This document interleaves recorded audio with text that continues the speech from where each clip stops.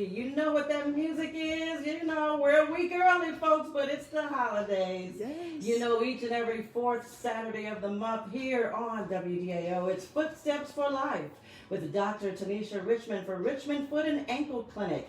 But because of the upcoming Thanksgiving holiday next week, we're doing it a week early. But Yes, it's okay. ma'am. It's all good. We've got her here in the studios with us this afternoon. Want to say good afternoon, Dr. Richmond. How are you? Oh, I am wonderful. I am wonderful today. It's a nice toasty day, well, nice cool day in the great state of Ohio. Hey, what can we say? Well, I'm blessed. You know, I got my hat, I got my scarf, got my jacket. I'm toasty. You came dressed for the weather, huh? Yes, ma'am. Yes, ma'am. Well, you know, last month we talked about your trip to Cuba. We received so many calls. Did you? Wow. Yes. Like, can you replay that? I was like, okay, well, we'll let her do a real quick recap. When she comes back on. Okay. So why don't you just give us a recap for those that missed it and got just a glimpse of what you talked about last month. Tell us a little bit about your trip to Cuba and what you experienced. Well, I went to Cuba for 4 days last month. I actually went in with Congressman Payne out of New Jersey. He's a diabetic, and he wanted to learn more about their diabetic foot care and their healthcare system in Cuba. And basically, while we were there, we traveled, we toured clinics, hospitals. We actually toured a hotel that is for medical tourism. So people come from all over the world to Cuba for other treatment options. So Cuba currently has a cure for lung cancer, squamous cell carcinoma, foot ulcers, and other healthcare problems. The biggest problem right now with Cuba, of course, we're still under the trade embargo with Cuba. So I don't know when those products will make it to America. However, you can travel to Cuba now. The easiest way now to go to Cuba is to go on a cruise ship, which will only require a passport. But if you want to fly into Cuba, you can just request a travel visa. And from what I was reading, you actually just apply directly through a travel agency or even airlines. So you can, if you want to go into Cuba. And then, of course, I suggest you go with a travel agency to help plan your trip and you know, I had a really enjoyable time in Cuba. Actually, I'm going back in May. I'm taking another delegation of medical people back to Cuba so we can learn more. I want to do more touristy things. I want to shop more. The artwork there is awesome. They totally celebrate their their African history, I guess African-Cuban history. And the artwork there is phenomenal. You see black women, every size, shape, color, hairstyle, and they all look like us. We're probably cousins. But somewhere down the line. Yeah, well, if you look at the slave trade, they dropped some off at Cuba, then they came north and dropped, you know, more people off in America. So that's why we all look alike. We just speak different languages. So I would really implore anyone that's excited, that want to go to Cuba, the time is now. You know, with the status of our people high up there in D.C., we don't know what may or may not happen as far as our ability to go to Cuba. But right now, the borders are open.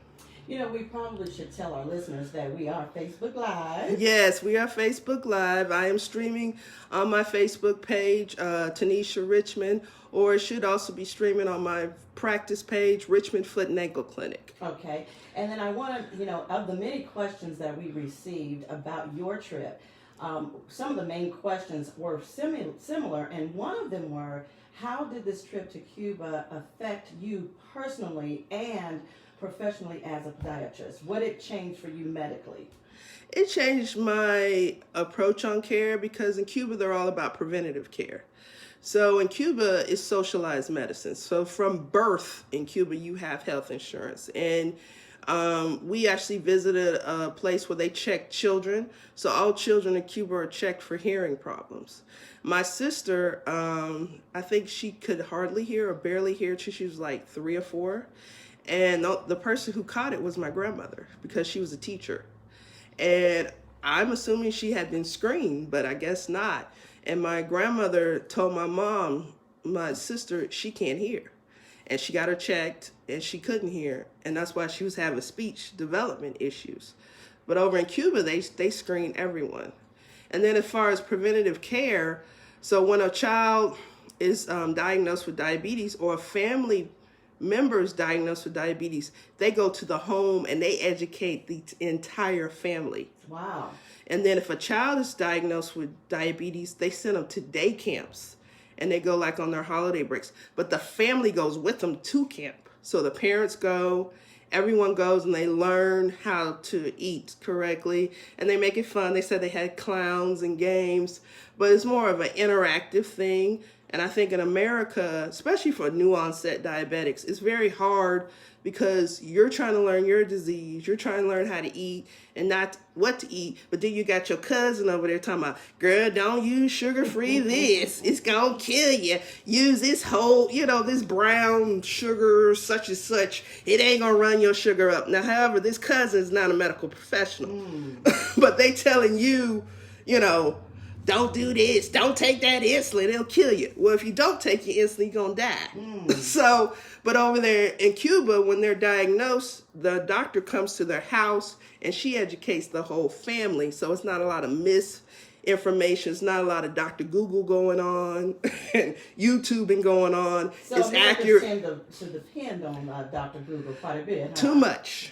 Too much. Dr. Google need to be giving out degrees and certificates. Because people will come in and tell you what they Google. According to Google, I have this, this, and this, and they'll come in and tell you what scripts they want, everything. And I'm like, I'm the doctor. No, unless he giving out doctorates, we don't follow what he says.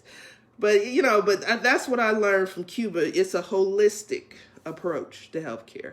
Last month you talked also about some things that you really, really pulled in personally, and you shared it last month where you realized when you got back to America, you didn't quite need as much as what you have. What brought you to that conclusion?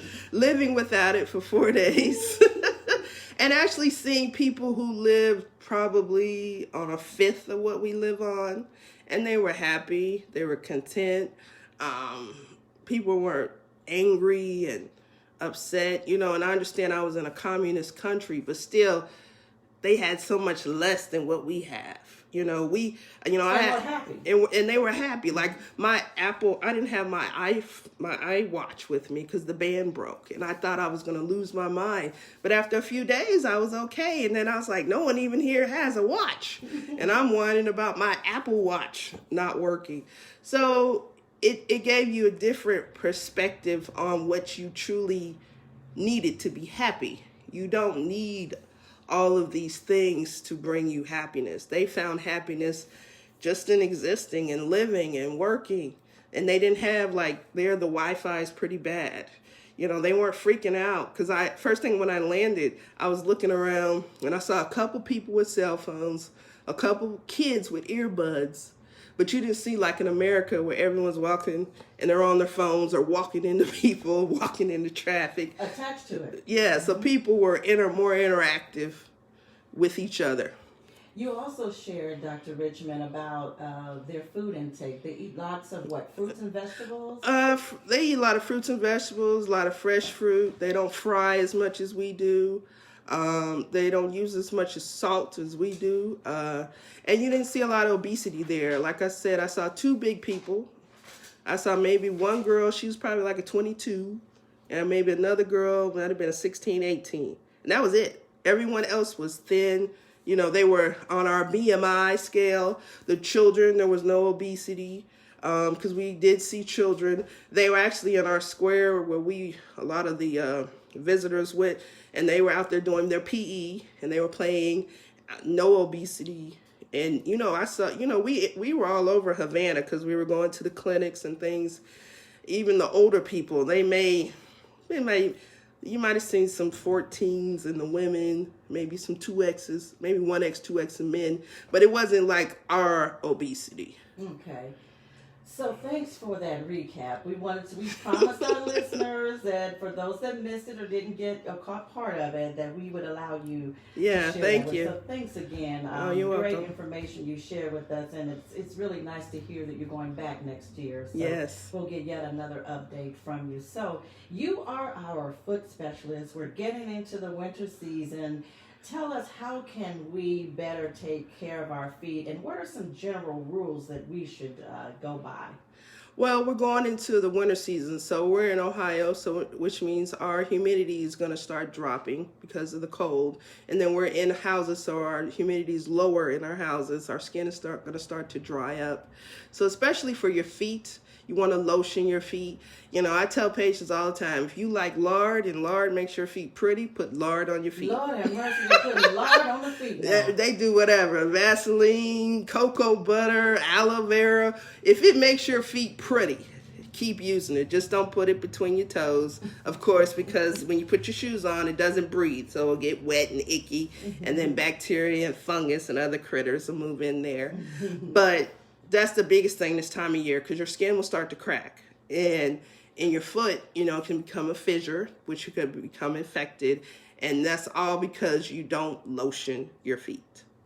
So, and then also, if your feet are dry and crusty and you're trying lotions and they're not getting better, then you may also have a case of athlete's foot, which is more the scaling, peeling, the odor, and then sometimes it gets real white, sometimes green in between your toes, and you get that odor. Funk is not normal. You know what? Speaking of that word you just said, what was that word again? Funk. Oh, Lord, she went there. That's Toe what they jam. said. They said they love that about you. They said she goes straight there. She doesn't even skip anything. No. Now, speaking of that, we have a listener. I won't call her name, and she calls our talk shows all of the time. She did not want to call because she was afraid that her husband or their family would recognize her voice. But she's concerned About odor? about her husband's stinky feet. Yes. And that's how she worded it. So Yes. what can she do to help him besides making an appointment to see you?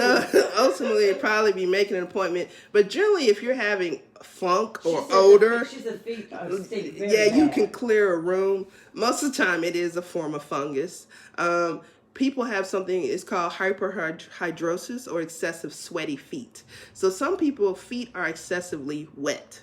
So you put that wet foot in a warm, moist, dark environment. So that Like socks or shoes. Shoes, which breeds bacteria and fungus. So it's like a fungus and bacteria spa party they're having in your shoes. So the byproduct of that party is odor.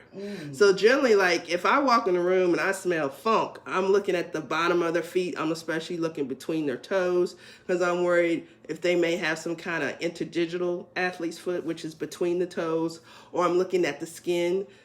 Sometimes the skin becomes what's called macerated, which is kind of, you know how if you sit in the tub too long and you wrinkle up? I've seen people whose feet look like that all the time. Or like some of our gentlemen or women who work like in car washes and detail shops where their feet are constantly wet. They can develop the same problem. So home remedies would probably be buying like over-the-counter athlete's foot creams, foot powders, foot sprays. If that doesn't work, then yes, you need to come on in. Give me a call, 937-228-3668. If you are an existing patient, you can actually schedule online on my website at richfeet.org. Click the Schedule an Appointment tab.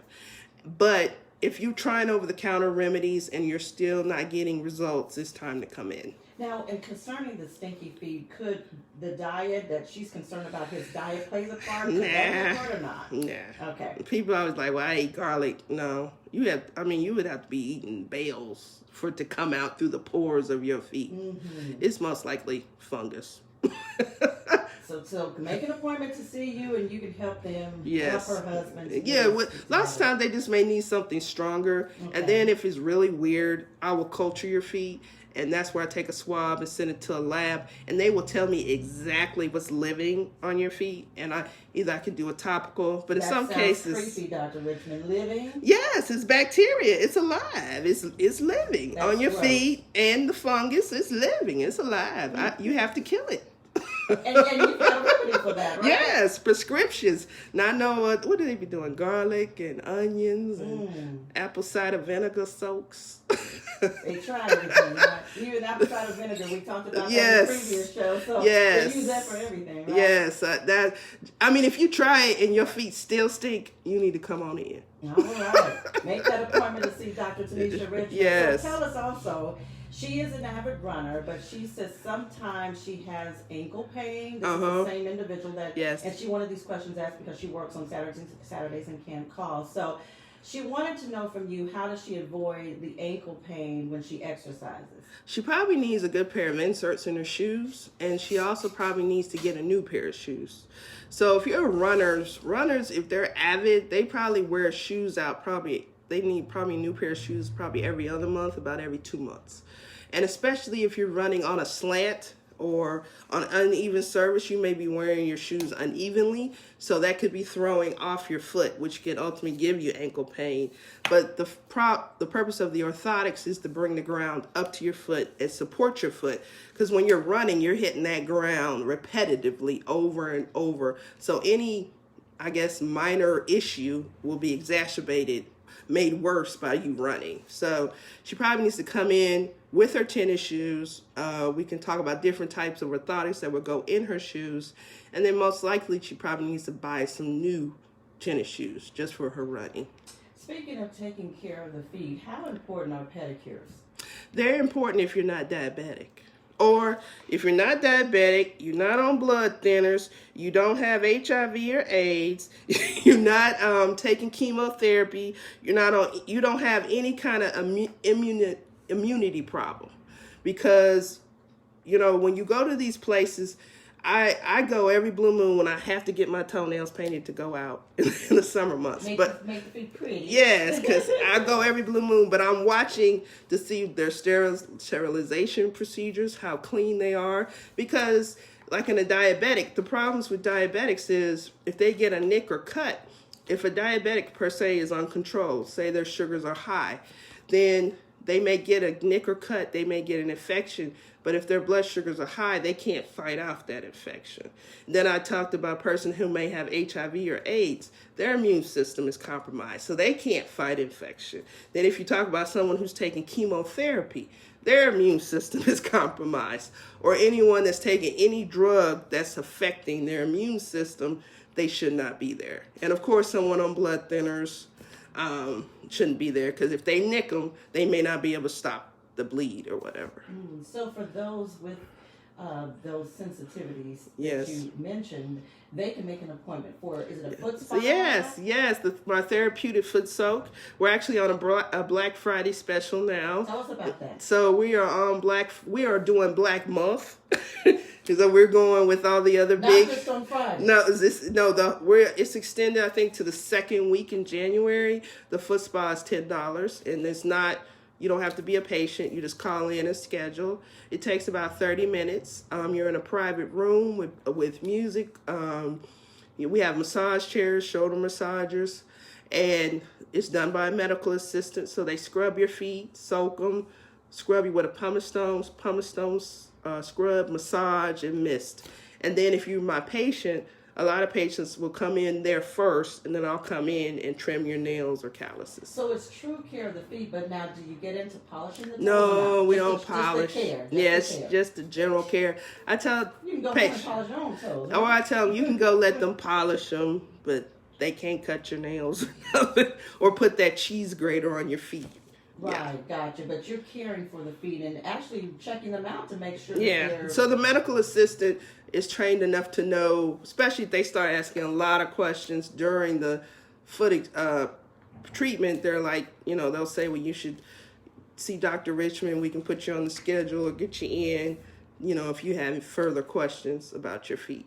So if someone is having, let's say, a heel pain, what could be causing that?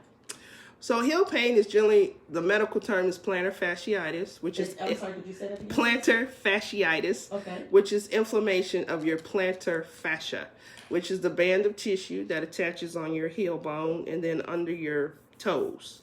So sometimes that tissue gets inflamed. usually after doing some strenuous exercise. I got it one year after going on Black Friday sales and in proper shoe gear. Like you may do some hiking, you may do some, a lot of people are probably going to develop it this time of year because we're walking and running around and shopping. A lot of people who work in manufacturing, nurses, people who stand a lot develop it. And so most of the over-the-counter treatments, generally people try some stretching, some icing at home. If it still continues, then you're talking about coming in. Generally, we'll x-ray you, make sure it's not something else. Sometimes it could be a fracture. It could be a bone tumor, actually in the heel bone. So we always want to get x-rays. We just don't want to tell you you have heel pain because we don't have x-ray vision. And generally, we'll start off with a pair of orthotics in your shoes. Most insurances, some insurances pay, most of the Medicaids. Private pay generally don't, but we have over-the-counter inserts that are $30.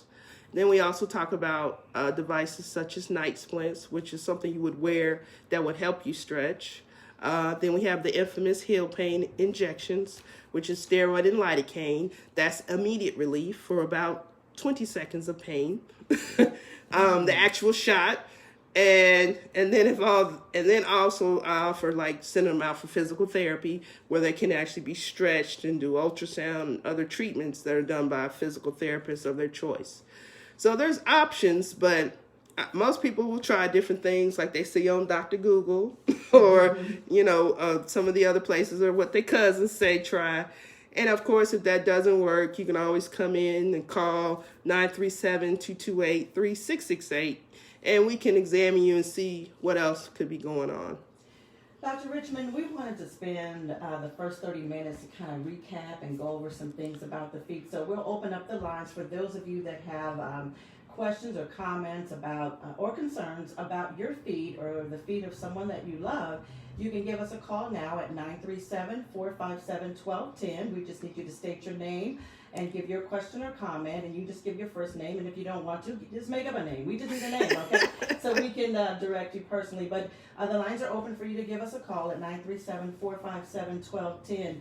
So we talked, I think a couple of months ago about bunions. So can you tell us how do we end up getting them, and what can we do to correct that problem? So if you see a bunion, probably as someone under 18, most likely it's genetic. So you got those bunions from your mama, your daddy, or your grandma and grandpa gave you them bunions. They're genetic. So that's one of the feet problems that we can pass down to our children. Oh, you can pass down hammer toes, bunions. Hammer toes. Yes. If your parents' feet are jacked up, it's likely yours will be too. Oh my God. It's genetic. You can pass on the... so if our parents' toes are pretty, we got pretty toes too? You have a good chance. Okay. But if your mama's feet got them boomerang feet, you might get them. So I'm telling you, remember speaking of that movie very briefly, remember he pulled back the sheets? Yes. Some people really do have what they call hideous feet. What can you do about that? Just wear socks all the time? Or surgery. You can. And so let's talk about that. Oh, it can be straightened. So especially like bunions. So bunion surgery, you have to be put to sleep. Generally, you're put to sleep it was done in the OR, so you have to be put to sleep. They make an incision over the actual bunion. We take bone saws, make cuts into the bone, slide the bone over, put some screws in there, sew you back up. You're off your foot for 4 to 6 weeks. 4 to 6 weeks. So you're wearing a boot? A boot. Most of the time you're in a boot. If you're able, you can be on crutches or a wheelchair or those push knee things, those knee scooters you'll see people in. As far as hammer toes, similar procedure, except they actually make a incision over each joint. They actually release the joint, and then they put the little K wires down the toe. So sometimes you'll see people with the wire sticking out their toe. And that's still 4 to 6 weeks of healing. People always talking about laser surgery. I think that was a thing back in the 80s. I currently know of no one doing laser surgery. But to be realistic, you're looking about 4 to 6 weeks recovery time on any kind of foot surgery. Wow, that's interesting. So a lot of people say, when I get home in the evenings, and particularly in the winter time, and my feet have been cooped up in these gym shoes or these work shoes or work boots, how should I best care for my feet besides letting them get air? Probably. What else should we be doing? I mean, if you want to soak your feet, that's okay. It's just for the diabetics. If a diabetic wants to soak their feet, they should either have a thermometer or have someone non-diabetic check the temperature of their water. And I say that because diabetics can lose what's called temperature sensation. So that's how you hear about a diabetic boiling their feet. I actually took care of a gentleman. His hot water heater was turned up by his maintenance man, and he boiled his feet because he was soaking them, and he didn't feel the pain from that hot water. And then the same thing can happen on the reverse side. They can get frostbite more easily because they don't feel the cold. So they may be walking outside in some light shoes and, oh, I'm okay, but they don't feel the pain from the cold because you can lose temperature, either extreme heat or extreme cold. So that's why we always tell the diabetics not to soak their feet because they could cook them. Wow. And then also repetitive soaking can over time dry you out if you do it, too much. So probably the foot soaking, and then I've seen some of the little things you can put your foot in, or like give you a foot massage and rub on your feet, let them air out. If you're diabetic, wear some, like in summer months, I wear sandals around the house because I'm diabetic too. So my feet are aired out, yet still protected. So something thick enough, if you stepped on a nail or tack, it wouldn't pierce your skin. And speaking of that, a lot of people, and they say naturally, it's from years ago how people walk around barefoot. Do you recommend that or not? No, okay. never. We need to stop that, right?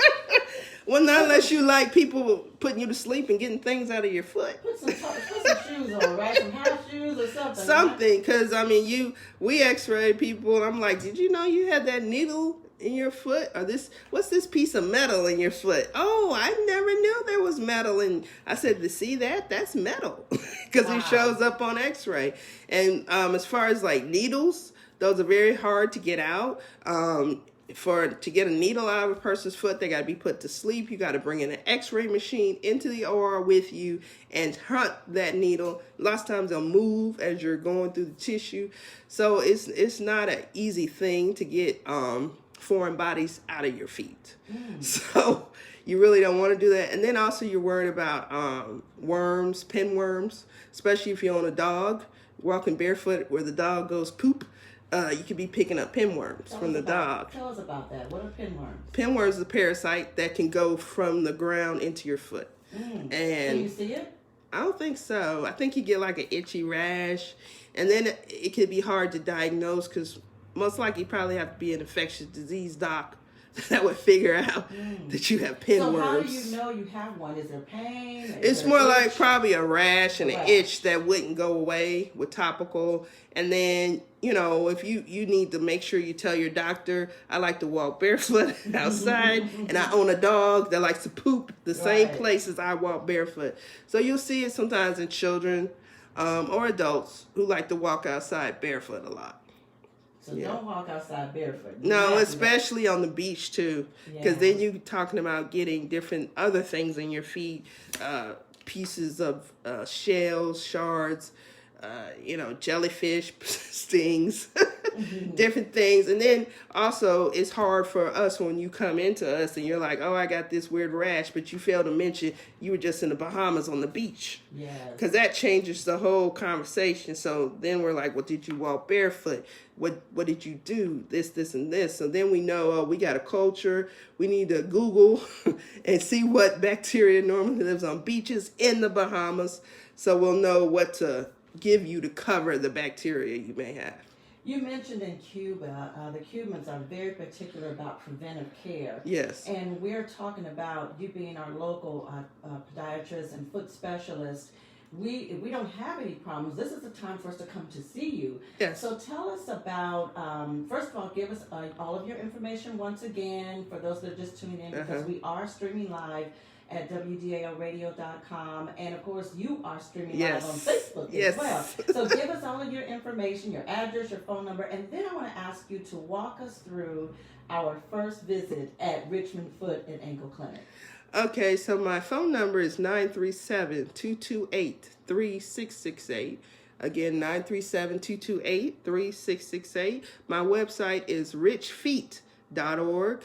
My address is 1323 West 3rd Street. I'm located inside the Charles R. Drew Health Center, right down from the right Dunbar area.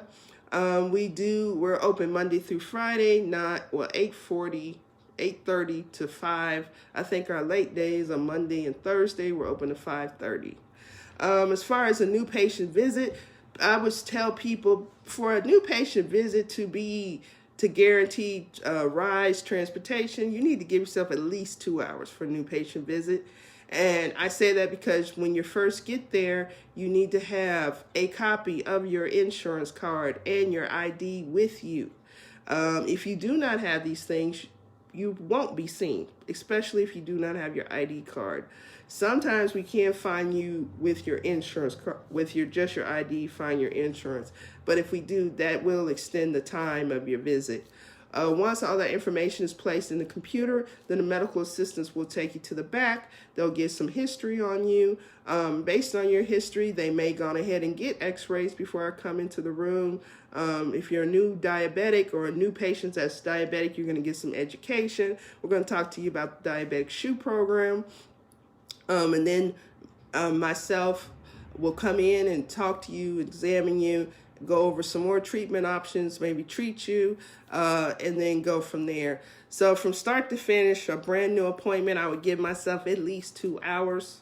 A lot of patients, I've actually had a gentleman who worked at the base. I think his appointment was for 1 o'clock. He had a 3 o'clock flight out of Dayton. Now that's a little close. And he got mad at me because I walked in at 2 o'clock. And I was like, but you should have been at the airport at 1 o'clock for that 2 hour time like they tell you. So he never came back, but I'm not upset because I fly all the time. So if I know I have something to do, I generally do it that morning if I'm flying out that afternoon or the day before. If you're trying to fly, you have to make sure you can get to the airport.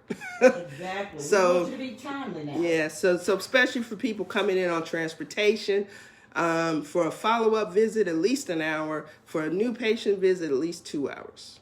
Okay, thank you for walking us through that. And it's a very easy process, though. Sometimes it's easy. I mean, it's for patients who don't understand insurances, it can get to be complicated. We actually are in open enrollment right now, so a lot of people are switching insurances, changing insurances, thinking about new plans, and a lot of people don't understand co-pays, deductibles, co-insurance, and my front office staff is very well trained in that, so they can try to explain to patients, because a lot of people think they get a medical card and then they don't have a copay or they don't have a deductible. And, we're going to educate you on that. So for those that want to come to you, and let's just say the insurance that they have is not what you accept, is there anything that they could do? We have a cash option. Okay. Other than that, can they go back to insurance and say, can you add Dr. Richmond? Or You can request it, but some plans are closed. Their panels are closed, so they're not allowing new docs on their panel. Or they said there's enough podiatrists in the area on their panel, so they won't let me on. So, in that case, we do offer cash options. We have a fee schedule. If you're on certain plans, you can always call and verify what insurances I'm on, but we do have cash options available. You also, and thanks for sharing that, because we know a lot of people wonder what are my options, and that's always an option. Well, cash is king, so. Absolutely. We take cash, credit, checks, we take it all. So, if we're not on your insurance, we will accept cash and give you the payment options up front. Okay. So also, there were questions that came out about orthotics, and we want to know, will you kind of help us understand what orthotics are, and do they really relieve chronic foot pain?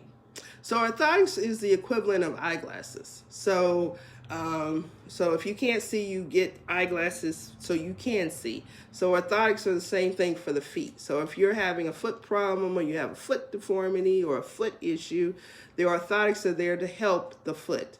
So they bring the ground up to the foot. They can control the motion of the foot. And most people, predominantly my patients, their pain is because they're excessively flat. So the orthotics will actually help give them an arch externally.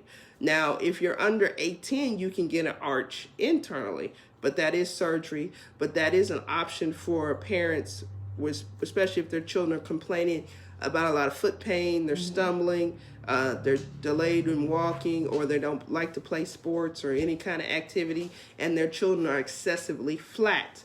They can get internal, or basically a surgical arch. Or I have what's called little steps, which are for the infants. I think they're from like 1 to 6. And then after that, 7 to 8, depending on how fast they're growing. They're moving middle school to adult sizes. So we have from 0, I think we go up to 14 in our inserts. So it's different options, but generally I would equate orthotics to the same thing as the eyeglasses. It adjusts your feet just like the eyeglasses, adjust your vision. Got you. So tell us a little bit about a stress fracture. What is a stress fracture? So stress fractures are from repetitive things. So most people who get stress fractures are runners. Okay, or athletes. Gotcha. Someone like they used to call them march fractures because the people in the military would be marching for miles, and they get stress fractures. And it's just repetitive, and you get like micro fractures. Sometimes they're hard to see. Sometimes we have to do what's called a bone scan to see them. So that's where we would put a dye in your bloodstream that's radioactive. It only lasts for a couple hours, and it would go to the cells that are most active. Okay. So it's the little bone cells. They would be hovering around that stress fracture because they're trying to heal it. And we'll actually see it, and then we'll know exactly, like they'll tell you it hurts in the middle of my foot. But then if you do a bone scan, the radiologist will read it, and they'll say it was the cuneiform or the navicular. They could tell you it's a specific bone. And for a stress fracture, most of the time, that's just putting you in a walking boot or a cast, staying off of it, letting it heal. And then if it doesn't heal, you're talking about surgery or what's called bone stimulators. And those are devices that can send electrical current to the area, and it will stimulate what's called your osteoblasts, which are your little cells that heal bone. Okay. So you don't feel any pain or anything, but I guess you could call it like energy juice for your little bone healing cells, and they'll go in and they'll help heal the fracture faster. I see. That's been very interesting, but we're going to take a short break, and when we come back, let's talk a little bit about some things that we can do to help ourselves that we're not doing with our feet. Okay. So we'll find that out from you. We're talking with Dr. Tanisha Richmond from Richmond Foot and Ankle Clinic. You can give her a call right now at 937-457-1210. Dr. Richmond is also streaming live on her Facebook page, so we want you to join in. We'll be back in just a moment.